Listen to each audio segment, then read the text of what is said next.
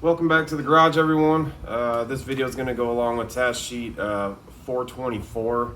This one's going to be pretty short. We're talking about our air induction systems, pulling air filters, things like that. So this one should only take just a minute. But we'll get over here to the truck and take a look at the ducts and our air cleaner setup on this thing, and we'll move on to the next one. So here we are over here at the truck. This is the passenger side. We got our air box right here, and this is our ducting all the way up to our throttle body. Of course, we got our flexible rubber right here, so this thing has a little bit of movement in it. It's got a little bit of flexibility.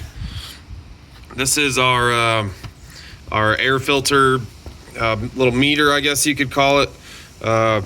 These things, as that filter clogs up, you're going to create more vacuum inside of this housing, and that's going to draw this plunger down.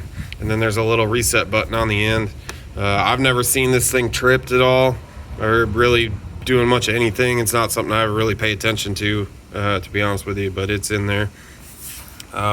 This is our mass airflow sensor right here. So it has a clamp on each side versus some of the newer ones, which are just like a drop-in cartridge style. But this is a pretty simple duct system here. We'll pop this open. I already got the screws out. So here's our air filter. And it's seen some better days. I mean, I've definitely seen a lot worse, but we probably getting close to being needing to be replaced. So some of our pleats are starting to come apart. One thing that they usually want you to do when you're in here is look down in the bottom, clean any of the loose crap out of there, leaves or whatever.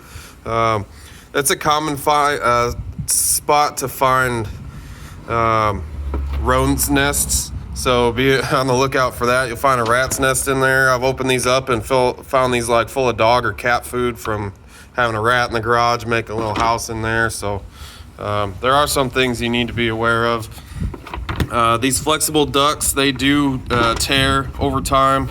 They can get kind of stiff and they'll get rips in them. A lot of times it'll be on the bottom. So anytime anybody opens this up, they lift it up, so it's stretching the bottom.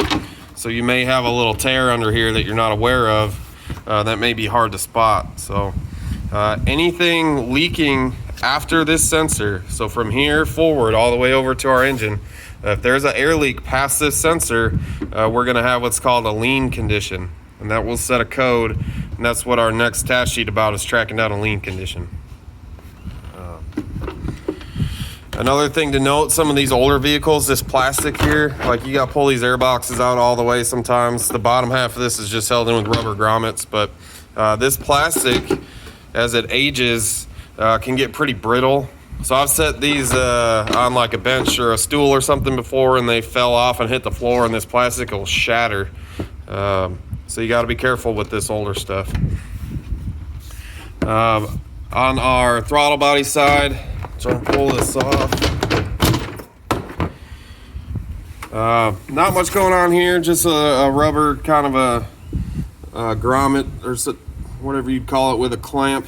One thing to note on this end is what you have a lot of times, maybe you don't have a lot of space to get this in there, depending on what kind of style of duct you have.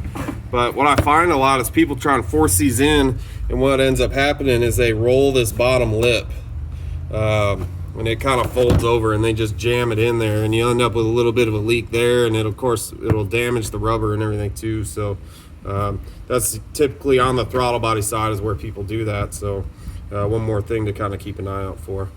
But obviously we don't have any problems on this truck. Air filters maybe getting close, but it's not bad enough where it's going to cause us any problems really. So fill out that sheet the best you can, and we'll move on to that next task sheet.